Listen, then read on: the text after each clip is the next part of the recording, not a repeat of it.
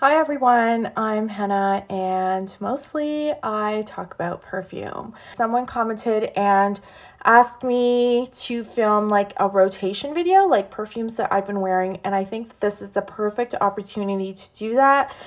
In the past, when I've kind of talked about things I was sampling, I didn't feel like those videos got a lot of traction. I don't know why, maybe because I didn't have like big full bottles of perfume, but this time, because I'm just talking about the things that I'm wearing, it's not going to be exclusively samples because I do actually wear the perfume bottles that I own. Before we talk about perfume, let's talk about scents in general. And I bring that up because I actually have days when I don't wear any perfume. And one of those days is when I use this particular dry shampoo in my hair. This is the Drybar Detox dry shampoo. It's in the original scent. This smells so strong that I don't wear any perfume when I'm wearing this dry shampoo, when I put this dry shampoo in my hair, because I can smell it all day, and I know that other people around me can smell it too, because I get so many compliments on how good I smell when I specifically use this dry shampoo. This is not an ad, it's not sponsored. I bought this and I've rebought it many times. I know this brand is not that popular, but they really do make nicely scented dry shampoos. This one smells like sandalwood and really is just like a nice creamy sandalwood type of scented dry shampoo. So I just wanted to mention that I use it probably maybe once a month, like once or twice a month. I don't use it very much, and this bottle has lasted me over a year because I really don't wear it that much because it smells so strong. So I really need to be in the mood to smell like this, and I need to be needing to use dry shampoo, and so like very rarely do those days cross over. But if you're looking for a dry shampoo that smells really good, and maybe you wear like a sandalwood type perfume anyways, then this would be a good one to layer with. I wanted to also mention the dry shampoo that I use that does not smell very strong, and that is the Olaplex No. 4 dry shampoo. This one is really not heavily scented. It smells a little citrusy at the beginning, like when you first spray it, and then after that, I really can't smell it at all. And I use this most of the time because I know it doesn't have a scent. It's not going to offend anyone. No one is going to get sneezy around me when I use this, and I can wear whatever perfume I want when I use this one. So that is the no scent dry shampoo, and then this is the dry shampoo that also works as perfume. They have other scents. They have like pina colada and another one. I just really like their original scent, and that's what I've always used. So I highly recommend this. Okay, so those are my two recommendations that are scented and non-scented. The other thing, I've been going through a few phases lately. One of the things that I really love in perfume is powdery perfumes. And I have been reaching for two super powdery perfumes. The first one is Habanita by Molinard. I've worn this a few times in the last month. I wore it yesterday, actually. And this is like a powdery vanilla. Yeah, I would describe it as a powdery vanilla. It is pretty heavy on the powder.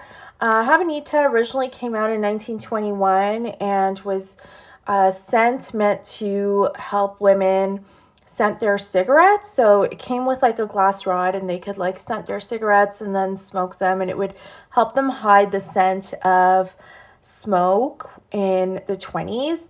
So it's a very flapperish kind of perfume, and obviously it's reformulated now. There's definitely rose in here and carnation that goes with the powder, and there is something that kind of feels like tobacco without really being an outwardly masculine tobacco note. But I think it's the combination of the vanilla and the vetiver. There's also vetiver in here, and like the powder that makes you think of that. It's just a really beautiful scent. I think it's pretty feminine because of all the powder, but if you like things like Lagerfeld Classic, which is another powder bomb, and you can wear that, then I think you could pull this off also. I would not really hesitate to recommend this to anyone that doesn't mind powder, but that is a scent that I've been loving wearing. The other one that is very, very powdery is Madame Rochas by Rochas. This is the Eau de Toilette. This is a cheapie. I got it in a swap a really long time ago, and I kept it because it's such a really, I mean, it's unusual for these days because it smells so classically feminine. There's ylang ylang, again, rose, just like a blend of florals with a really intense powder. And that's why I keep it around. I really love powder, and I like that this is not a very strong perfume, but it's so elegantly feminine, so classic. And I know that some people would think that this is really old-fashioned, but I think that's what I like about it. Like, I don't think there's enough old-fashioned perfumes. So I've been wearing this one a little bit too. So that's Madame Rochas. And since we're talking about old school perfumes, I recently bought a bottle of Fidji by Guy Laroche. This is the Eau de Toilette, and this came out on the $21.99 shelf at my drugstore.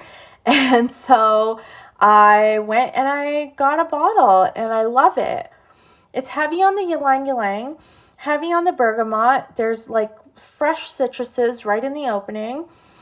Oak moss, so it leans a little bit green, definitely greener than some of the other florals in my collection. But the blend of the bergamot and the ylang ylang make it super duper fresh. So this is a good perfume for a hot day if you're into like classically feminine kind of scents and that kind of scent profile. Again, it's very affordable, especially if you live in Canada and you can get yourself to a drugstore, because when one drugstore marks it down, all the other ones do as well. And so you should be able to drive around and find yourself a bottle if you're interested in smelling like this. It's pretty light. It's effervescent. It's sparkly. It's clean. It's very soapy. You'd think that something that was called Fiji would smell like tropical, like maybe like coconut or pineapples or something like that. It doesn't. It's not like a steamy, warm, gourmand kind of scent. It's like a fresh, soapy, floral, uplifting kind of scent. Perfect for summer. So if it's warm where you are, then this is a good one to wear. And yeah, I've been wearing this also. The last full bottle that I'm going to talk about today is Diptyque L'Eau Trois. This is one of the first Diptyque perfumes to launch. This came out in 1975. So the way they launched their perfumes, they launched L'Eau, and then they launched L'Autre, which means the other, and then they launched L'Eau Trois, so the third one basically, and that's this one.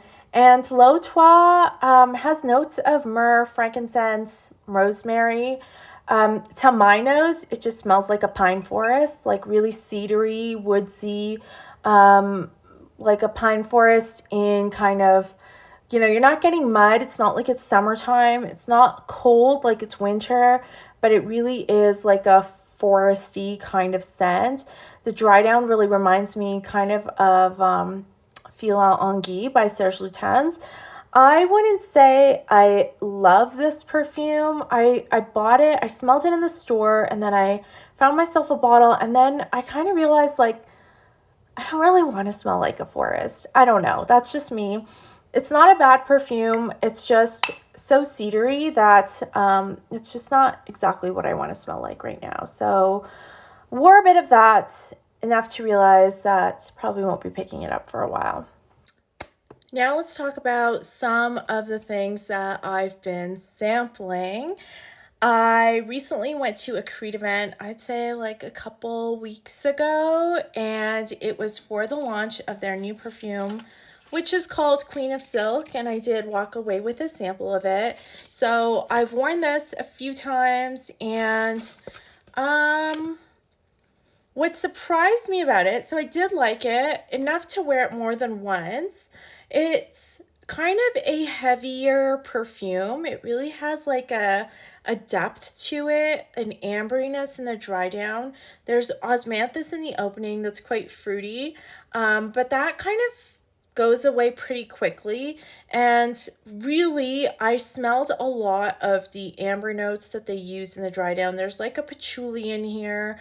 It's not like a woody patchouli. It is quite like a dark, deep, chewy kind of patchouli that I'm not really used to wearing. Quite different from the one in Tempo by Diptyque or Coromandel, which is my favorite patchouli. But it's in there.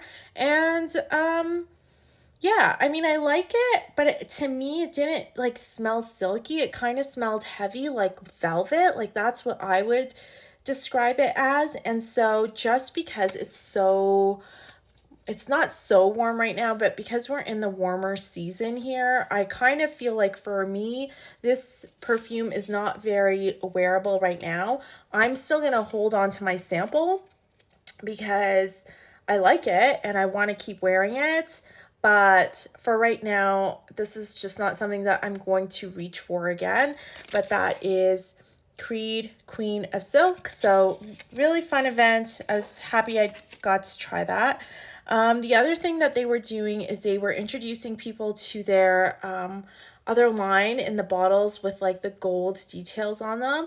And my favorite was Sublime Vanille. So I came away with a sample of Sublime Vanille, and really, I realized that I like this so much. First of all, when I was there, I like spritzed myself with it all over.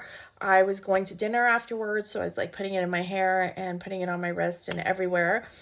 And I really wanted to keep smelling it. And oh my gosh, it does smell really good, but it smells a lot like Shalimar Eau de Cologne because it's like a bergamot vanilla combo, and it's really sparkly. It's really kind of a fresh vanilla. It's very wearable for anyone.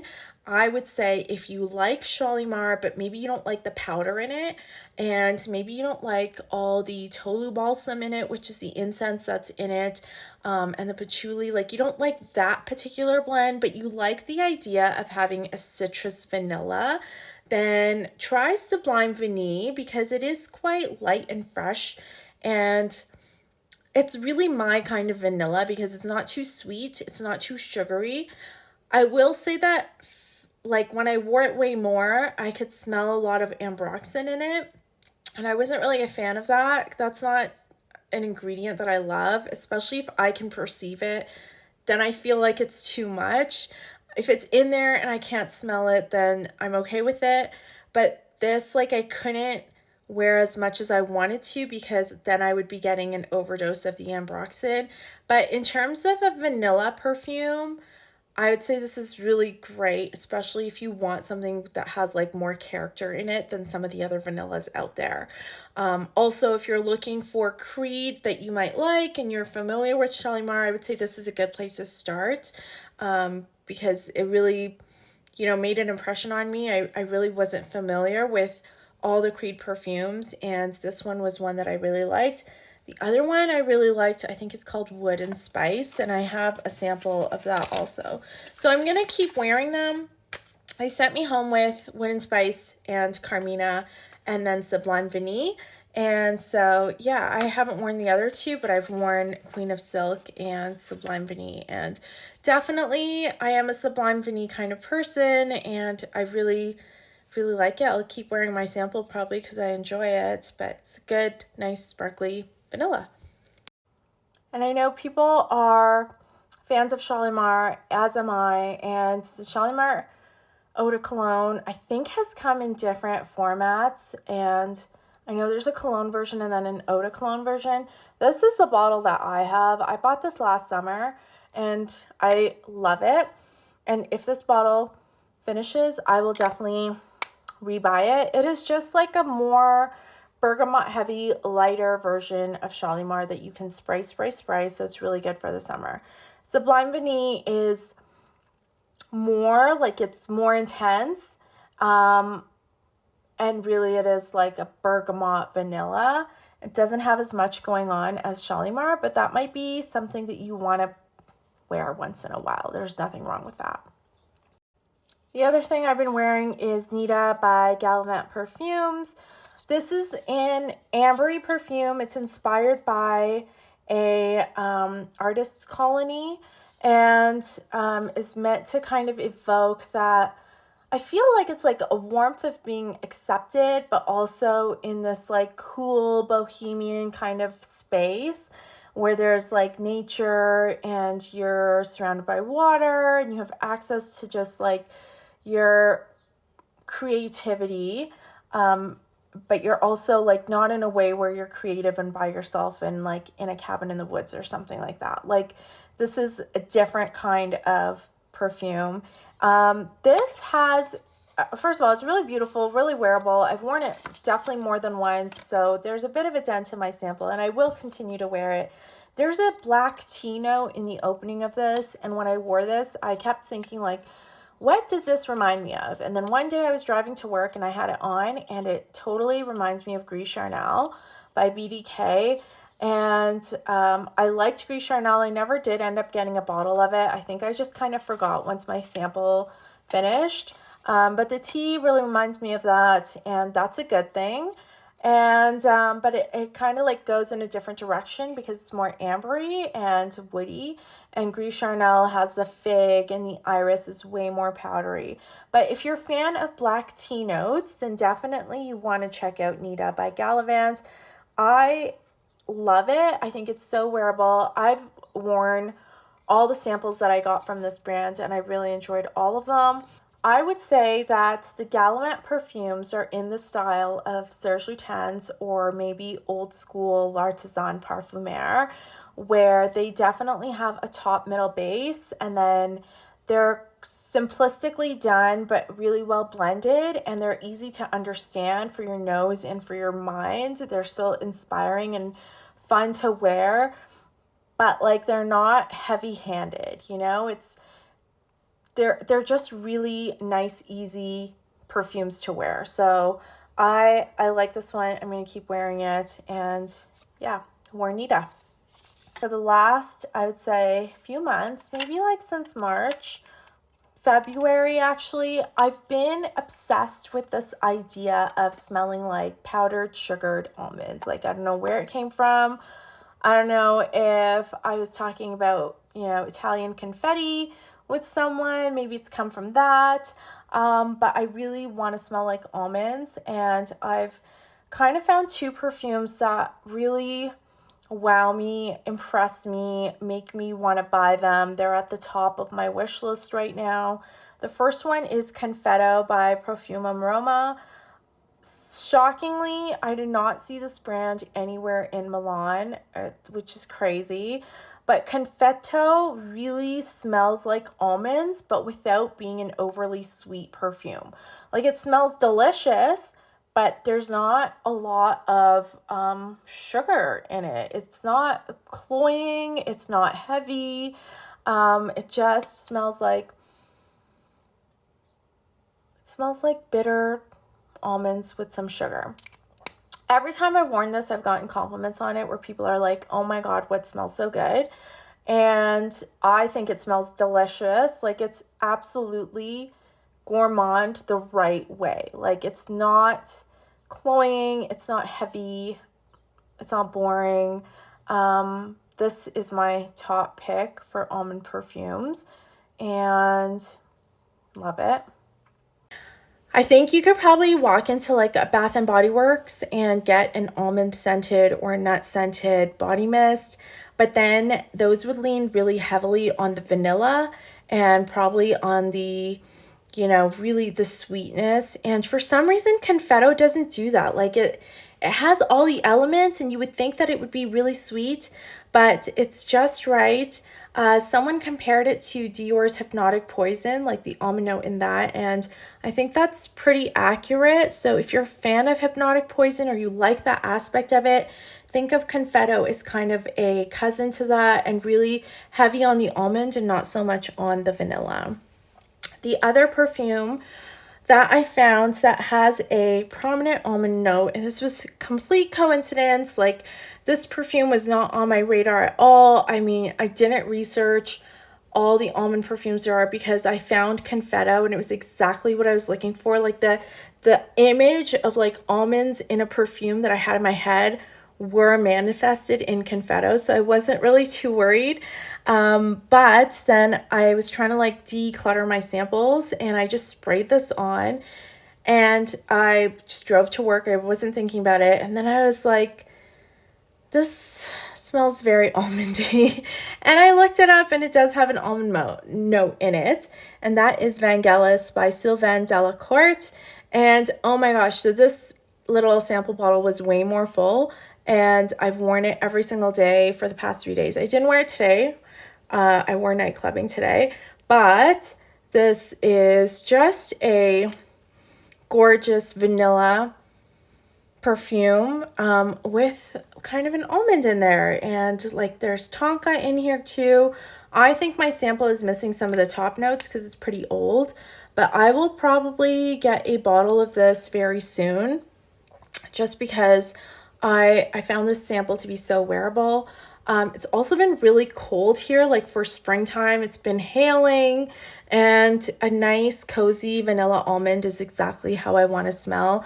I know this is supposed to have notes of chai and carnation, or not chai, like cinnamon and cloves and cardamom, and I didn't get any of those. I do get rose, I do get carnation, so there's this like far off perfumey kind of scent, but then really the main scent bubble that I can smell around me is the vanilla and the almond, and that is quite beautiful, quite wearable.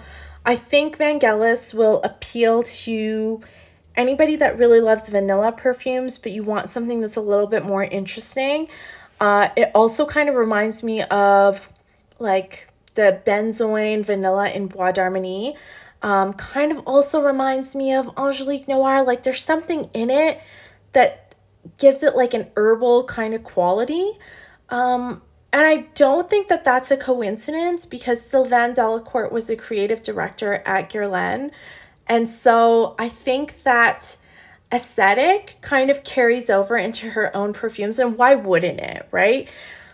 But you can kind of smell like these are like distant cousins of each other, and they just work so well. So if you are a fan of Bois d'Harmonie and some of the perfumes in the L'Art et la Matière line, especially like the ambers, like the warmer perfumes, then maybe sample these if you can. This is the only one. I went and looked up the vanilla perfume from Sylvaine Delacourte, not realizing that she actually has a whole collection of vanillas, and they all start with V. This is the only one that I have a sample of, and it's really beautiful and quite wearable and unique and lovely. And I looked up these perfumes on her website, and they're actually not that expensive. You're definitely paying way less than you would pay for any of the higher end Guerlains. So that's refreshing, and yeah, have nice things to say about this. I wonder if my bottle is going to smell different than my sample, but I'm gonna just chance it and probably end up getting a bottle of this. Why am I not getting Confetto instead? Confetto's like twice the price right now. If I see it on sale, I'll get it. I'm closer to finishing this sample, the Vangelis sample, than I am to the Confetto sample, so I will wear Vangelis and then probably end up springing for a bottle. Let me know what you think of either of these, or if you have almond perfumes that you really enjoy. Someone was telling me that Guerlain L'Homme Ideal line is based on the almond note. I had no idea. I feel like that's pretty niche to like create men's fragrance that's centered around that note, but that is something that I will probably check out in the next few weeks and sample and see if I like any of those. But yeah, I'm really enamored by these two, and I think they're going to be difficult to top, but yeah, I'm enjoying my little almond journey. I don't know why I'm so obsessed with it right now. Another almond perfume, I just remember this, is Confetti by Lush. A friend of mine has that. I smelled it from my memory. I feel like it was way more floral. So that's not really what I'm looking for, but I'm happy to try any and everything, and then I will pick my favorite ones at the end of this little journey, whenever it ends. But that's it for me. That's what I've been wearing. Let me know if you've experienced any of these, or if you're curious about any of them, or if I've mentioned something that you want me to talk about some more. I always love reading comments, and I always respond to them. And I will see you next time. Bye.